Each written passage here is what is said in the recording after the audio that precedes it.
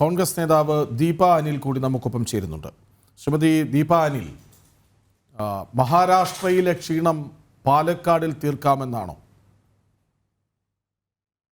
മഹാരാഷ്ട്രയിലെ ക്ഷീണം പരിശോധിക്കണം. അവിടെ ക്ഷീണം സംഭവിച്ചത് എന്താണ് കാരണം എന്നുള്ളത് തീർച്ചയായിട്ടും AICC നേതൃത്വം പരിശോധിക്കും. അതോടൊപ്പം തന്നെ കേരളത്തിൽ പാലക്കാട്, അതോടൊപ്പം തന്നെ ഏറ്റവും പ്രധാനമായിട്ടും പറയേണ്ടത് പ്രിയങ്ക ഗാന്ധിയുടെ 4 ലക്ഷത്തിന് മുകളിലുള്ള ഭൂരിപക്ഷം, ഇത് രണ്ടും തീർച്ചയായിട്ടും കേരളത്തിലെ കോൺഗ്രസിൻ്റെ കിട്ടിയ കിരീടത്തിലെ പൊൻതൂവലുകൾ തന്നെയാണ് ഈ 2 വിജയവും. കാരണം ശക്തമായ പോരാട്ടമായിരുന്നു പാലക്കാട് നടന്നതെന്ന് നമുക്കറിയാം. പ്രിയങ്ക ഗാന്ധിയെ സംബന്ധിച്ചിടത്തോളം നമുക്ക് എല്ലാവരും ഉറപ്പിച്ച ഒരു വിജയമായിരുന്നു.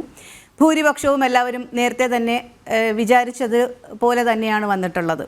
അപ്പോൾ പാലക്കാട് പക്ഷേ ഞങ്ങളെ സംബന്ധിച്ചിടത്തോളം കൃത്യമായിട്ടുള്ള പോരാട്ടം നടത്തി വൻ മുന്നേറ്റം നടത്തിക്കൊണ്ടുവന്ന ഒരു വിജയമാണ്.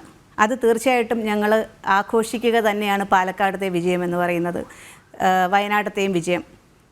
മഹാരാഷ്ട്രയിൽ സംഭവിച്ചത് തീർച്ചയായിട്ടും ഒരു പുനരവലോകനത്തിന് ഉള്ള ഒരു സബ്ജക്റ്റാണ്. എന്താണ് അവിടെ സംഭവിച്ചത് എന്നുള്ളത് ഞങ്ങളെ സംബന്ധിച്ചിടത്തോളം ഞങ്ങൾ ആ ഒരു ഭാഗത്തേക്ക് കൂടുതൽ ശ്രദ്ധിച്ചില്ല എന്ന് വേണമെങ്കിൽ പറയാം. കേരളത്തിലെ കോൺഗ്രസ്സുകാർ ഞങ്ങളെ സംബന്ധിച്ചിടത്തോളം ഞങ്ങൾ കൃത്യമായിട്ടും രമേശ് ജിക്ക് ചുമതല ഉണ്ടായിരുന്നു. അദ്ദേഹം AICCയുടെ ഭാഗമായിട്ട് അവിടെ ചുമതലയിൽ പോയതാണ്. പക്ഷെ ഞങ്ങളെ സംബന്ധിച്ചിടത്തോളം ഞങ്ങൾക്ക് കേരളത്തിലെ ഉപതെരഞ്ഞെടുപ്പായിരുന്നു ഏറ്റവും, കേരളത്തിലെ കോൺഗ്രസ്സുകാരെ സംബന്ധിച്ചിടത്തോളം അഭിമാന പോരാട്ടമായിട്ടുള്ളത്.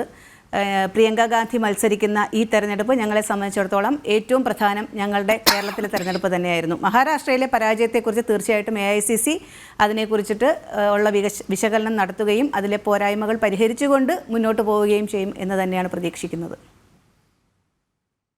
ശരി.